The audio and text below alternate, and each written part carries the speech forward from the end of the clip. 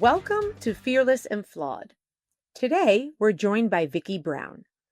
Vicky is a seasoned HR expert, best-selling author, and accomplished coach with over 20 years of experience helping entrepreneurs navigate the complexities of business and human resources. As founder of Idomeneo Enterprises and creator of the Leader's Journey experience, she equips business owners with practical tools and confidence to grow. A sought-after speaker and former opera singer, Vicky brings expertise, clarity, and inspiration to every stage. In this conversation, we'll explore how Vicky transformed her corporate leadership experience into launching her own HR consultancy, what it means to guide entrepreneurs through the complexities of business and human resources, and how she equips others with the tools and confidence to succeed. We'll also talk about her journey to becoming a best-selling author, the framework she's created to support business owners, and the lessons she's learned about leadership, resilience, and building businesses with clarity and purpose. I'm Serena, and I build systems that make leaders impossible to ignore, turning podcasts into pipelines and webinars into cash machines. And I'm Sarah, an email marketing pro here to convert clicks into cash. And together, Serena and I are two women in charge, digging into the fearless, the flawed, and the fabulous journeys of female founders who are rewriting the rules everywhere. So let's dive in. Welcome to our show, Vicky. Thank you so much. I'm so thrilled to be here. Looking forward to our discussion. So, Vicky, you've had such a dynamic journey so far, from corporate leader to entrepreneur, author, and even opera singer. Very cool. Can you take us back to the moment you realized it was time to leave the corporate world and start building something of your own? Well, it wasn't my idea. I'll say that. So I had spent many years on the corporate side as, an HR officer in various companies, mostly entertainment, a little bit of advertising in there as well, and ultimately ended up at a technology financial services company. That was around the early 2000s, like very early 2000s, actually. So 98, 99, 2000. And unfortunately, around that time, there was a technology bubble that burst around 2001. So we had to close that company. And the president of that company came to me and said, you built HR in a way that I haven't seen before. I gave you no money. You did it with a staff of one yourself. And at the time, we went from, I think I was employee number, 12 or something. And we ultimately ended up with more than 300 employees. So he said, this is impressive, and I think you should provide this as a service to other small businesses. And I was so flattered and bowled over. And I said, thank you very much. I'm absolutely not doing that. I'm going to go get a job. And that was a great idea, but no. And the reason I didn't think it was a good idea is because, I told him, I said, I'm a great number two. I'm kind of the CEO whisperer. I sit on their shoulder. I'm their confidant. I remind them of things. Did you think about the impact of this program? Or did you think about doing that? Or how are you feeling today? What's going on? So that was my role. And I was a really great number two. I loved doing that. And it never even occurred to me to have my own company or to be, quote unquote, number one. So he said, okay, that's fine. And that was in Feb, I think, of 2001. In April, he reached out again. He had a new gig. He's like, well, and I need some HR support. At least you taught me that much. Can't afford you. Need to be an independent contractor. Just work on a couple of projects for me. I've got a New York team now. I was like, okay, that's fine. So I wrote a handbook and, kind of set them up for payroll and things like that. And from April of 2001 through August of 2001, he kept adding things. So then I was, looking for benefits for them. And then I was making sure that they were meeting the employment compliance for various locations. And then he was opening other locations and all this stuff was happening. And finally, in August of that year, my compliance gene kicked fully in. And I called him and I said, listen, I'm doing a lot of stuff for you. I've got access to a lot of confidential information. That's making my skin crawl. We need a contract. I need insurance. I need a corporate veil. You need confidentiality agreement. Like all sorts of stuff needs to happen. So I'm going to incorporate. And he just rubbed his little hands together and laughed and said, yeah, I was wondering when you'd get to that. So that was his evil plan all along. So he kind of pushed me into it. And I incorporated the end of 2001. And next year will be 25. We talked to so many women who, and I just think people in general, like the number one spot is like what you want. You want to be number one in business. You want to be if you're a wife, you want to be the best wife. If you're an employee, you want to be the best employee. If you enter the hot dog eating contest, you're not looking to be number two. You're trying to be number in all aspects of life, right? Whatever that role is. I think that's a very interesting take about, I'm a good number two. I don't have a desire to be the number one. Talk more about that. That number one spot, listen, I'm not going to pretend like I'm a shrinking violet. I'm a Leo. I'm an only child. I'm a lyric soprano. I was born this way. So, definitely want number one in almost all aspects of my life. I assume it is a position that was given to me at birth. But in corporate, I flourished in that role of being the second on the call sheet, if you will, and really partnering with my CEOs and with my executive team. And it's funny because that's actually what we do. That's our business. That's what we do now. So I just get to do it with a lot of different entrepreneurs and a lot of different CEOs, which is great. So That is so fun. And then like when I think about HR, and I think the burning questions are like, I'm like, when do I unveil the real raw HR questions, right? That we're all dying to know, because for anyone who's like watching this, right? Most people are going to be listening. Like Vicky just has this energy. She has this essence. Like if she's going to fire me, she's going to fire me with grace. Like you have this aura that like, if I go to HR and you see Vicky and you're like, Vicky's going to listen, she's going to, but there's a lot of tough conversations that happen in HR. There's a lot of, debate about, not debate. We all know HR is for the company. That's that bit that understanding that, well, they're there for you, but not really. How, in your experience, can you give us some nuggets of like, how does HR become something that we all need, but how does the employee make it work for them, knowing that there is that understanding out there that HR is part of the company? So like, let's just kind of dive into that, because I've always been wondering, how do you navigate that knowing that they're not really on your side, or are they? They're Just supposed to be. Are they not? on the employee side? They're the go-between between you and the... there you go. It's the go-between. So it depends on the person. It depends on their philosophy. And my philosophy is very specific. That same president that pushed me in to becoming a CEO, that very same person, I remember when I went in and had my very first interview with him for that role. And he said, how do you approach conflict? Someone comes to you and says, I'm having a challenge. How do you approach that? And I looked him in the eye and I said, if I am going to take a role as the chief HR officer, you have to understand, I'm Switzerland. I'm not going to be on your side. I'm not going to be on the employee side. I'm going to be looking at the best solution for the organization to continue to be successful. And that means the organization needs to recognize that the biggest talent pool that it has walks in and out of that office door every single day. So you can't just make decisions and take up actions completely, considering the employees to be irrelevant. They are integral to what's going on. So you have to consider how those human beings are going to feel, respond, react. You have to consider that.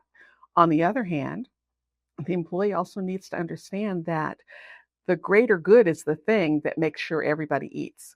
So while there may be a solution that someone feels is really important for them personally, maybe it's a solution that actually puts the greater organization in some level of peril or non-compliance or something else. We cannot sacrifice the entire organization for one person. We also can't sacrifice people for the sake of the organization. So it's a very, very challenging role. And again, this is my philosophy around HR. It's a very challenging role. actually, instead of everybody feeling like you're on their side, nobody feels like you're on their side, so they dislike you even more. But I think that that's the role that we have. The role we have is to stay level, stay balanced, and to really look at both sides and try to get to solutions that work for everything. And sometimes that means that the employee will get what they feel they really need or they really want.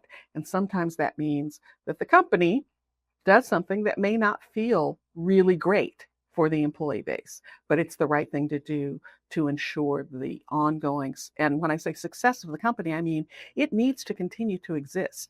It's a capitalist entity. It needs to take in income, have profit so that it can pay salaries and support families. So that's the way I look at it. That's been the best, most succinct, most comforting explanation I have heard to date. Because a part of me was like, they're not for the little guy. But when Vicky's on the team, that you are really Switzerland in this case. Mhm. Exactly, exactly. And if it's a toss up, if the company's going to be okay, and the other thing you have to remember is equity. You can't start treating people differently. You need to be fair as well. So you're not just looking out for the success of the organization and the solution for that particular individual, but you're looking at how it's going to affect the rest of the team. What does it mean about your organization? What does it say about your culture? What does it say about how you show up? So all of those things have to go into the mix as you're making those decisions. And if everything's a toss up, then err on the side of the employee, because let's make them happy, shall we? I love that. So this is so refreshing. Vicky, who you hire me? You got it. I'm in love with you both. Totally, totally, not a problem. I'm not currently looking, but hire me because I just feel like the philosophy resonates. Right, Serena, what are your thoughts on it? Like, I just feel like that was like a warm hug from HR. I've always had good HRs. Really, it's not. It's I always thought HR is a warm hug. and maybe you are. It's not that I don't want to villainize HR, but I think especially in big corporations, there is that understanding that HR, at least from my understanding, HR is there to protect the company.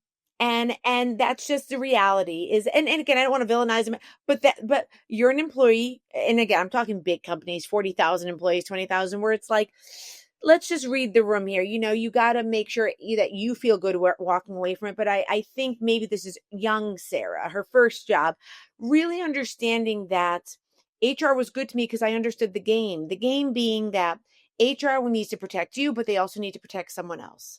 So to go in there and to just be very emotional and to think that everything's about you, like Vicky had said, there are stakeholders here. There's compliance. There's legalities.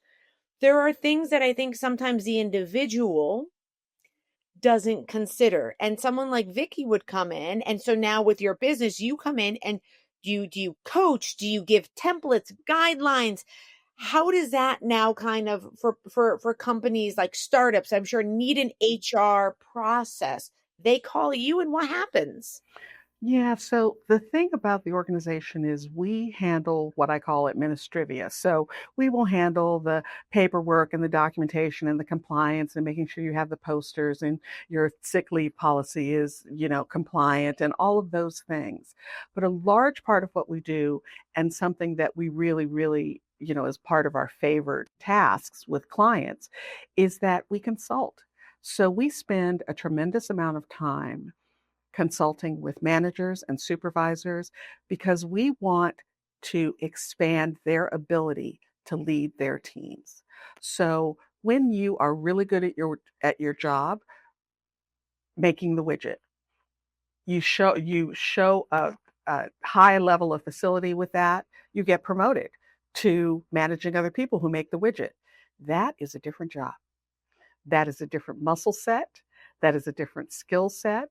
And when you just take someone who's doing the thing and put them in a position to manage other people who are doing the thing, and if you do that without giving them any support or guidance or training or education, you are not setting them up for success. Absolutely. There are a lot of people who have are born with personalities where they can easily communicate with other people. They have a really high intuitive sense of other people, and that's great. But even those individuals need support and help and education around having tough conversations, or how do you really mentor someone, or how do you coach a high performing person? We talk all the time about coaching folks who aren't meeting the performance standards. But what if you have a superstar? How do you manage them? How do you coach them? How do you balance their needs with the needs of the rest of your team? How do you manage up to the folks that you're reporting to? Protect your team, grow your team, get your team what it needs, but also put your team in a good light, in a good position inside the entire organization. So, that's obviously I'm not talking about the CEO level, I'm talking a few levels below that. But that's where employees really get their impression of the company. They're getting the yeses and the nos from the company, from their manager, the majority of the time.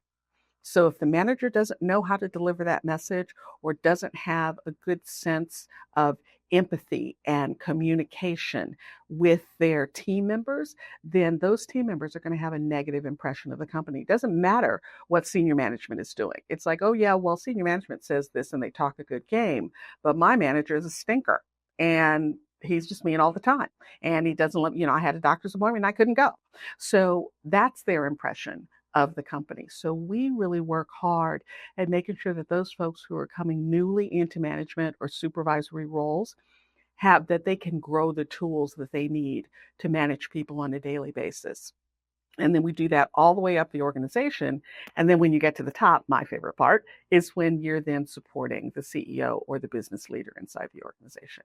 And so that piece is really, really important. We have a little thing where we want to expand the HR toolbox for managers and supervisors.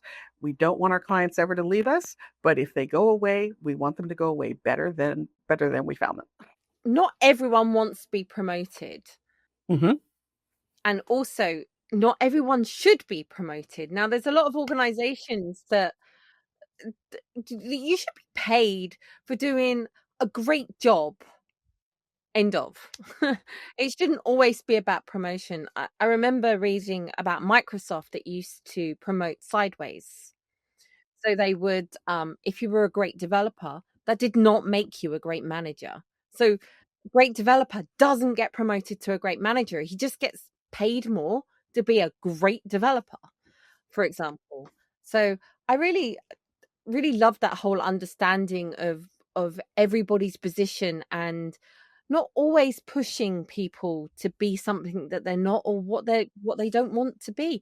You said yourself that you were comfortable as a number two, as the whisperer in the CEO's ear, not the CEO. So I find that fascinating. And do you find that organizations or people in themselves actually find it's kind of a concept that's not talked about very often? It's often something that we all think that we all need to be promoted, that we all need to push ourselves further, and organizations must have that same mindset. I think even at school we were trained, we were taught to try and step up always. Right. How do you feel about that? It's a really interesting, that's a great question. It's a really interesting, the entire concept is really interesting because honestly, and this is because, I've been around for a while, honestly, some of this is tied to the times, the current times that we're in. And team members feel much more comfortable thinking about what they need as individuals.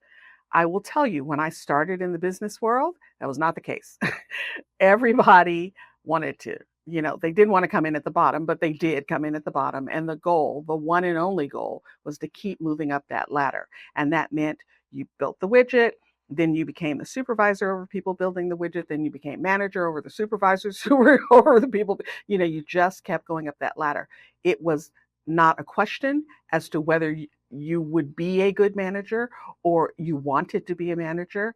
that was your goal, because that was the only thing that team members were thinking about, because that was the only way that you got ahead financially. You're a widget maker. You're not a people person. It's a very different skill set. Exactly. But again, the organizations weren't even acknowledging the fact that this is a different skill set and maybe you're not suited for that. It was like, you're really good at widgets. Okay, pop out, 15 people who are going to be great at widgets. That's what I need now. And it has just been in the past few, handfuls of years that that has started shifting a little bit. And organizations have started having conversations. And I'm not going to say it's just the HR leaders who've been leading these conversations, because business leaders who are outside of HR have been having these conversations too. But maybe Vicky's not suited to manage people who are creating the widget. Or Vicky actually came to me and said she doesn't want to do that. That was unheard of when I started in business. If you went to your boss and said, I don't really want to be a manager, that stopped your career dead in its tracks. It meant that you were going to be, the executive assistant forever. I mean, basically. So team members feel more comfortable now to communicate that, because they're really thinking about what works for them. And so I find that really refreshing, because then it's a whole different set of questions. It's not, oh, should we promote that person? It's, is that person, first of all, do they want to do that? That actually is question number one. Question number two is, then do they have the skill set to do it? Or do they have the golden nugget that we can grow into the skill set to do it? And then there's a really delicate balance to keep an eye on. They might be like me. Maybe they want to be a really, really great number two, but they could be a really, really great number one, and they just don't know it yet. And so maybe they just need that extra push, that extra, dosage of confidence to get them to that next level, because you know that they can do it. They don't know it yet, but you know it. So that's why I say leading people is a very, very challenging thing to do. You have to have your eyes and ears open all the time, and you have to know whether you're getting false signals. Is Vicky not someone who wants to be promoted, who wants to do that next thing? Or is she just still in fear because she doesn't understand her abilities yet? So, and again, to have the insight and the skill set to be able to recognize even the question, you're talking about a leadership skill set that many times needs to be grown in the CEO or the head of the department or whoever is looking at Vicky, and making that evaluation. So people think it's easy to lead other people. If you're really going to lead them and develop them and grow them and help them show up in their best way and do their best work and be fulfilled, it's a complex dance. It's a tango. You're a coach as well. So what is it that you coach? Do you coach people into becoming leaders? When I do coaching, it really is around the CEOs of I call them my organizations, my client companies. And we're really just kind of helping them over the hump. Usually we're talking about dealing with teams and growing their teams, getting the right team members in, dealing with poor performers, high performers, et cetera, et cetera. But inevitably, it spreads out into what kind of skill set, where are you taking the company? What kind of skill sets are you going to need inside your organization in a year, in 2 years, in 5 years? Do you grow that? Do you buy that? Do you build that? What are you going to do? How are you addressing the needs? With AI coming in now, I'm talking to a lot of folks about how they use AI. If they use AI, I'm telling them they might as well just get on board and use it because it's staying. But also thinking about the concept of, I'm big on human in the loop, like not using AI to replace people, but using it like a calculator to support the folks that you have, to be a tool to support them, make their jobs easier so that they can step up to a higher level of what they're doing. So for my team, I want to use AI to make sure that the low-hanging fruit, not that I don't want any of our clients to deal with a chatbot, because by the time you get to HR, you're probably feeling a little bit of, sand in your shoes. So you're not in a great mood and you don't really want to deal with a chatbot. But my team members can use that to get immediate information, so that then when they are speaking to the human being on the other end of a phone, that they can not only provide the right information right away, but they also have the freedom now. They're not doing a bunch of, stuck doing a bunch of research. They have the freedom now to be able to be really empathic and to really pick up on all the cues that are coming from that conversation. So when we're talking about coaching, coaching CEOs, those are the kinds of questions that I'm finding myself kind of, working through with them now. So inevitably, you talk about their team, you're going to end up talking about their business. And honestly, a lot of it is mindset for the CEO. It's hard to lead a company. It's hard to decide you're just going to do that. And some days are really great, and some days are really not as great. So again, that gets back to kind of the CEO whisper, that's we've come full circle, where they know that they can get some support, some clear feedback around how they can tackle challenges that are coming up for them. And it might be a challenge with a team member, or it might be a challenge with a family member. It might be a challenge with, maybe they're just not treating themselves well, and their health is suffering. And so again, we're there so they can have those challenging conversations if they need to. Well, I mean, I've heard this a number of times, that it's lonely at the top. I mean, if you're at the top of the organization, who do you share your troubles with? You can't funnel it down. It has to go somewhere else. And sometimes that's your husband or your partner or whatever. And so, yeah, I mean, I think everyone needs support. Absolutely. And if you're fortunate, you've built a network. I'm very lucky. I have a network of fellow, actually female CEOs and founders that we all kind of came up together. And, I use them all day, every day. I mean, really, I would fall over like a tree if it weren't for them. So it's important to build your network. If a coach is the right idea, that's great. But again, I say build your network, because sometimes you don't need coaching. Sometimes you need emotional support. Sometimes you just need a little love. And so it's important to be able to have folks around you who have walked the walk and talked the talk and know what you're feeling and can give you that emotional support. So we also have on this podcast, we hear this a lot about accidental entrepreneurship, where circumstance in life has happened and they've gone into business, and now they're a CEO and they've got employees and they're an accidental entrepreneur. So where I was going with that was most of the time we become entrepreneurs because we're good at something. Like, you're good at being the CEO whisperer. I was communications and graphic design, and that led me to my business. Doesn't make me a natural leader, doesn't make me a natural anything. It just meant I was good at this and I could make money from this. So as for the business side of things, I have absolutely no idea. And people leadership is something that I try and do well, and I try and, but like you said, falling over a tree, if I'm honest with you, daily.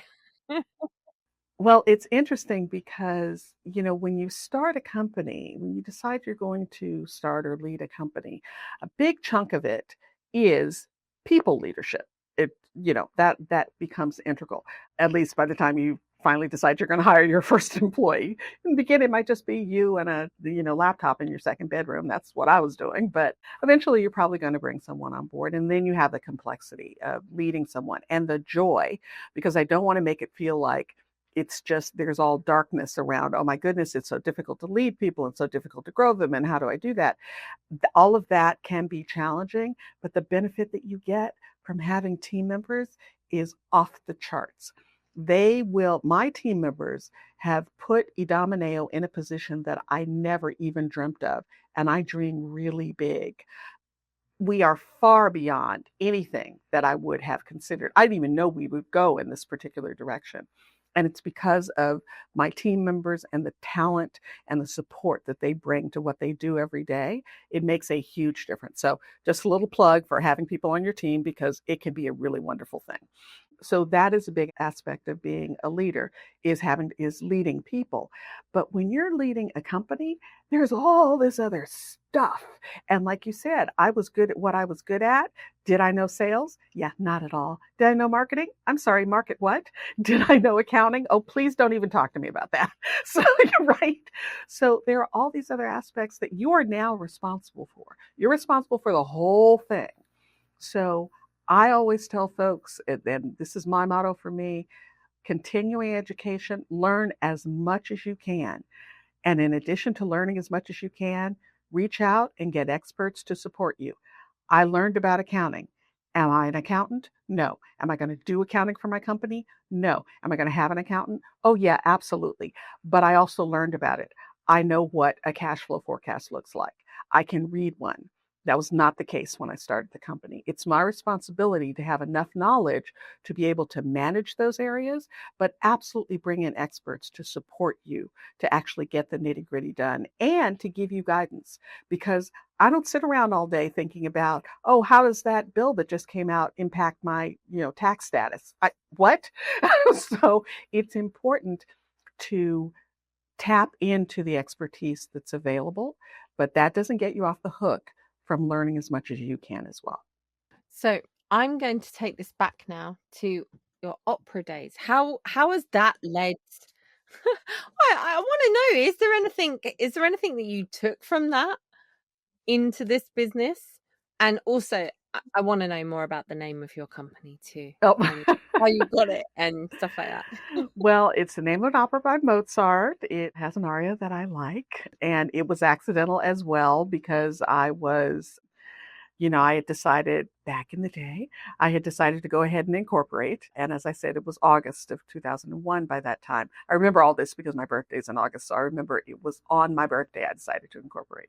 And I was going to a conference. I'd been invited to a little seminar conference on branding or something for that day. And I signed up for it. And they asked for the name of the company. And I was like, oh, what do I say? I have no idea. And I looked down, and on the coffee table was the score of Idomeneo. And I was like, okay. So that's how the company got named. And it's hard to spell and hard to say. And when people tell me I should change it, which every marketing person I've ever spoken to has always said, actually a couple of interviewees at the company have said that as well. They didn't get the job. But in any event, every time someone told me I should change the name, I said, well, you know what? Adidas. Like eventually you're going to figure it out. So, or we'll just continue to be that weird HR company with the I name that Vicky Brown owns, which, after 20 some years, we get that all the time. But it is our identity. And it's important to me because it reminds me of the other side of my brain. At the time that I was singing, and I never was singing full time as a full-time career, I was singing, I had kind of I had a full-time career in business, and then I had this other almost full day. It was basically another 40 hours a week of singing, doing operas and, singing with the Philharmonic and things like that. And so there would be so many times that I would come to work and face some huge business problem or actually before I even had the company, and because I was singing and working at the time as well, but face some challenge in my working life that I just couldn't figure out. And then I'd go to rehearsal or I'd go to the performance, and I'd sit there behind the Los Angeles Philharmonic, a plug for the LA Phil, one of the greatest orchestras in the world. I would sit behind the Los Angeles Philharmonic, and we'd be going through some piece that had multiple movements. And, generally the chorus is going to sing in the beginning, someplace in the middle, and probably at the end. And so you sit there in the other movements and you're just listening to this fantastic orchestra. I cannot tell you how freeing that was. It's kind of like being in the shower when your great ideas come to you in the shower. It really freed my brain up, and my brain would just float along with the music. And inevitably, by the end of that performance, I had solved that. The solution for that problem had come to me.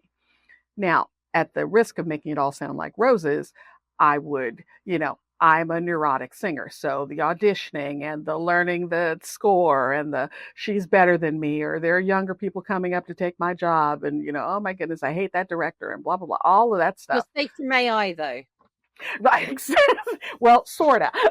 So all of that stuff was firmly in place. And so when I would get fed up with the, oh, I don't think so and so likes me, or, so and so, was singing too loud in my ear and it made me off key and blah, blah, blah, blah, blah. I could escape all of that by going to work, where you could do a project from the beginning to the end and complete it. And so both sides of my brain have always been really important to me. And I think that really staying in touch with the musical side of my brain has helped me remember the creativity part, and that actually is what has been poured into Leader's Journey Experience, because that whole thing is a training platform. It's an education platform. So I'm writing classes and recording them, and so that certainly ticks off the box of the kind of performance thing that I love to do. So it's all just kind of come together in a soup that seems to work. Was that the inspiration for the book? Because your book, which was written about 5 years ago, is called Sing with Your Opera Voice, right? Your journey from solopreneur to entrepreneur. So was that I have to imagine that was big. How did that come about? Do you just decide I'm going to combine the two, or were people just really impressed with kind of the polarity of both careers? Yeah, you're absolutely right. That is the genesis of the book. And the thing is, and I've done a few podcast interviews, so I've had to talk about myself a little bit. And this is the first time that I'm beginning to get an inkling that I think a through line of my story, if you will, is, it's so weird to me to say this. It's not really a lack of confidence, but not a full appreciation of my abilities. So the Sing with Your Opera Voice, the opening chapter of that is about a voice lesson with my fabulous voice teacher who is no longer with us, Naomi. And I would be in a lesson and, we'd be going along, working through a piece of music. And all of a sudden there's a moment that happens when you sing and everything is aligned and your body is aligned and your breath is doing what it's supposed to do. And you're not thinking about it.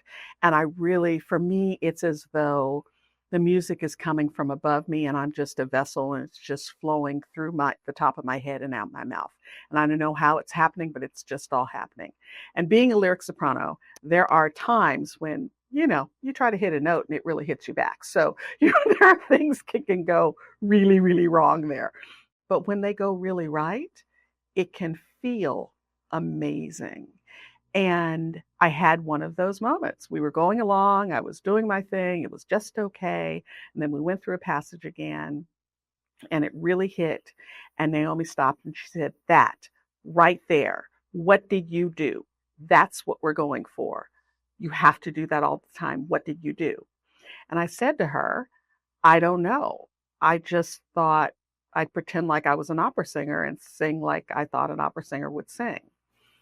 And that mindset shift for me, and it didn't stick, but that mindset shift in that particular moment was the thing that allowed my body, because singing is all about your muscles being aligned and being on the breath, and it's not too much pressure or too little pressure. It really is a dance.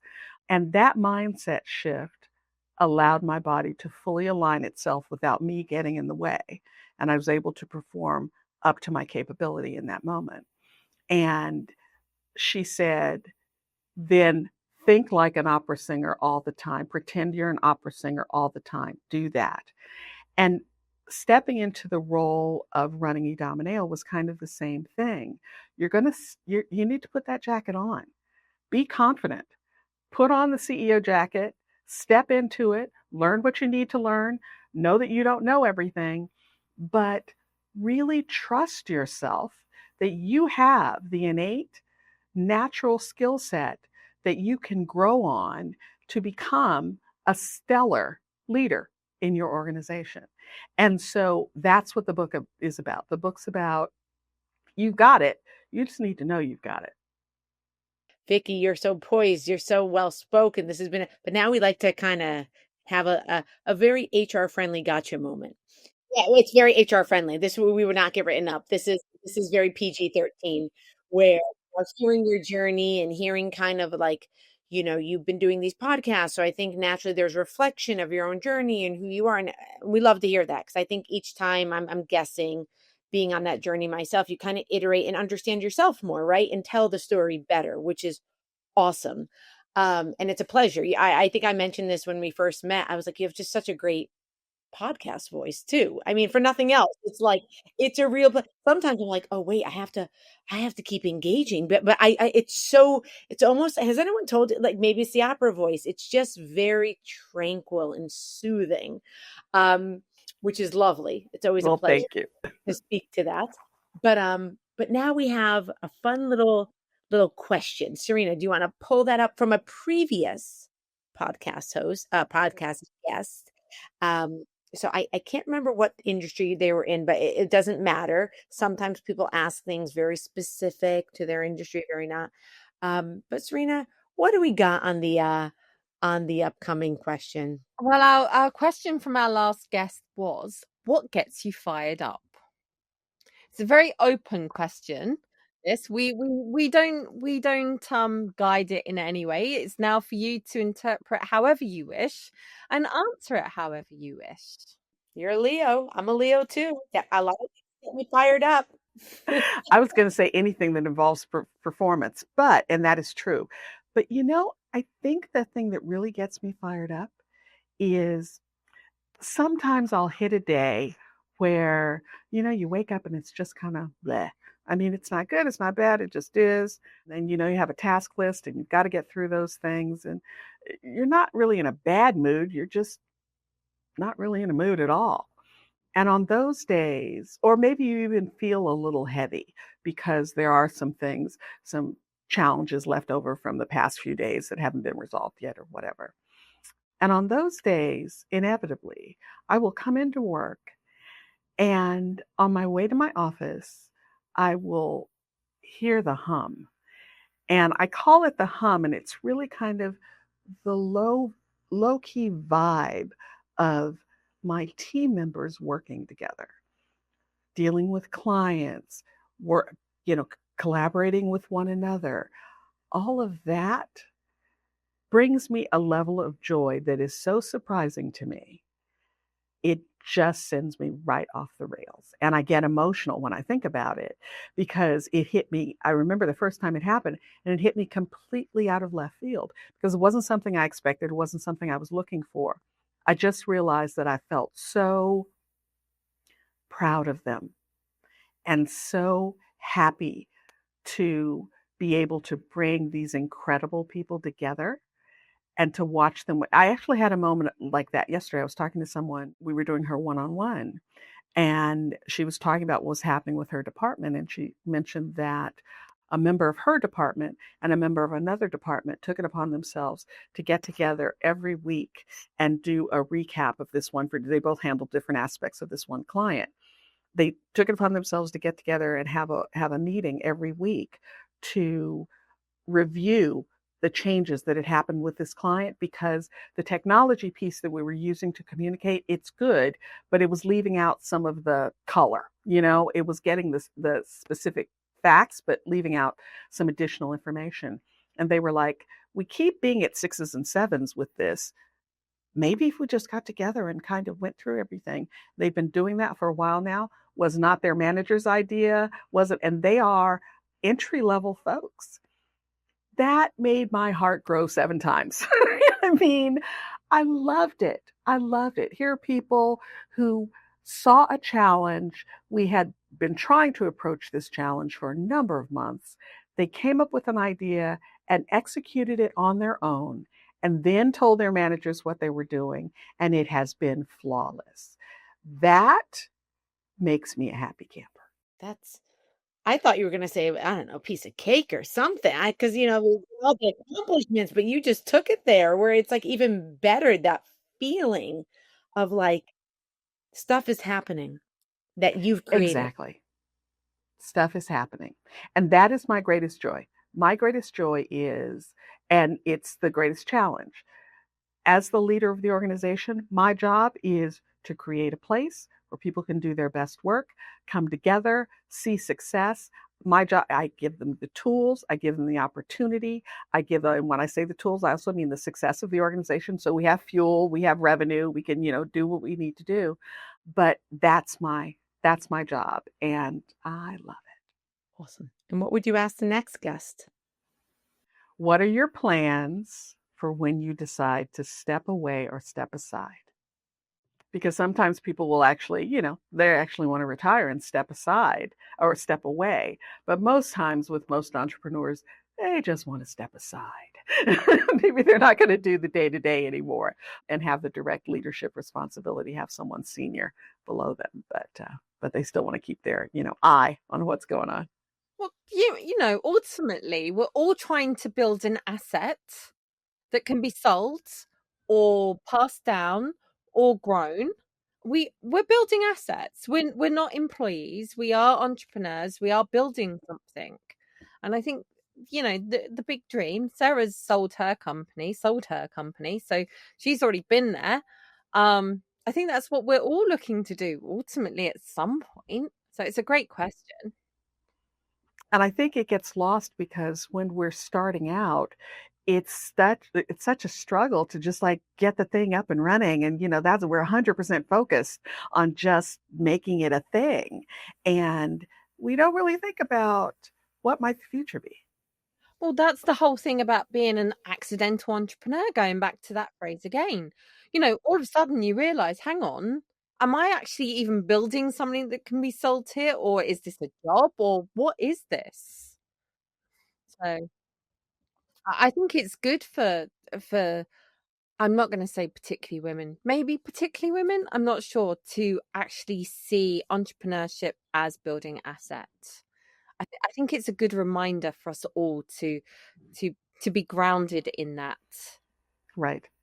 And you're absolutely right. It gives you additional information so that some of the choices you make in building your company can be more sustainable. If Absolutely. you're just kind of winging it, that can produce different results. So Absolutely. So my story is currently is that I've just been away on holiday. I'm just back and I barely even checked in. My team were running it. And that was the dream for me at the moment. That was my big tick, is that my team were killing it whilst I was away. They were on it, everything was done. I didn't have to worry about anything. And for the first time in years, I could go away and I didn't check my emails every 5 minutes. I didn't answer the phone if it rang. It went to somebody else, and it was beautiful. It was lovely. And I'm heading towards that direction all the time now. That's my focus is what am I going to do when at retirement age? It's actually something that's a conversation now. Oh, that is just perfect. A couple of years ago, I finally achieved the goal that I've had for a while of putting together a leadership team. And that has changed my life. I mean, really, it has changed my life.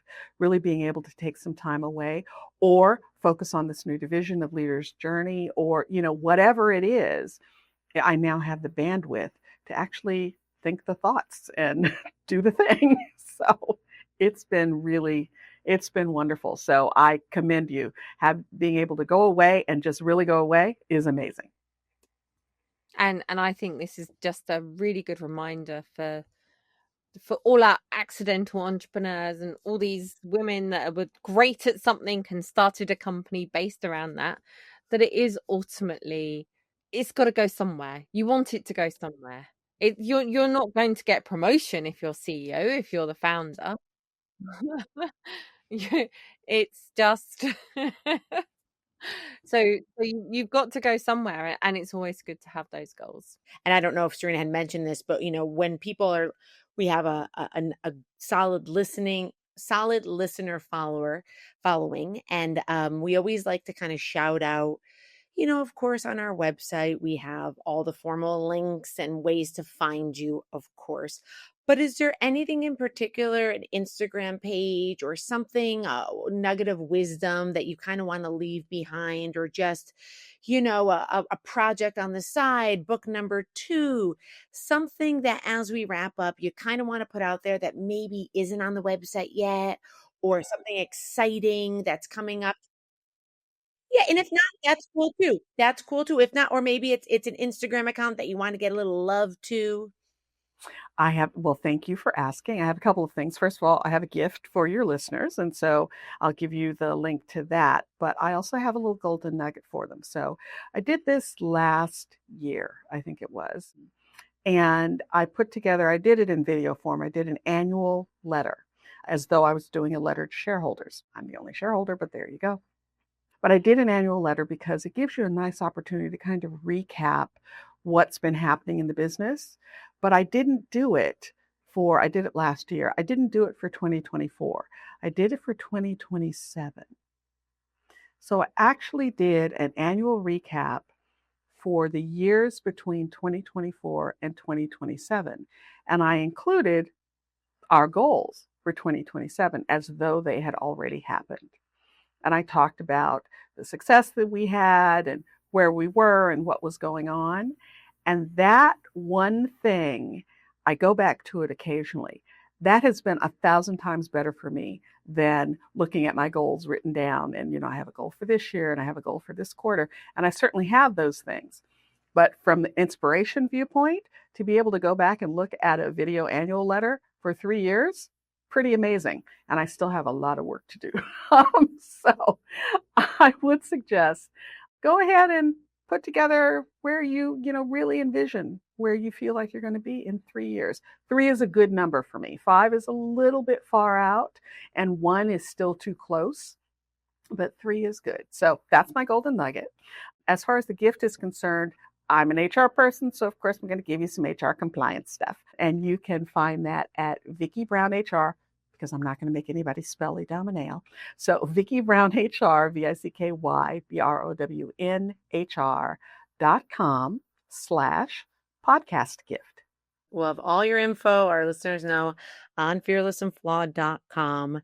And this has been, I think we often get people who have, fell into careers or have, a different career background or resume than what they're doing now. We've never had anyone remotely close to opera singer. So I just have to say, there is really, we've had artist turned business owner, musician turned, but not even musician, more of more hobby, if you will. So this is really a treat to see that there is life on both ends, and you could thrive and use lessons from both. Right? Be the opera singer when you go into that big board meeting, right? Be heard, put your shoulders back. I love it. And thank you for sharing with us, Vicky. This was really a treat to learn about your journey. So thank you. Well, thank you. Likewise. What fun.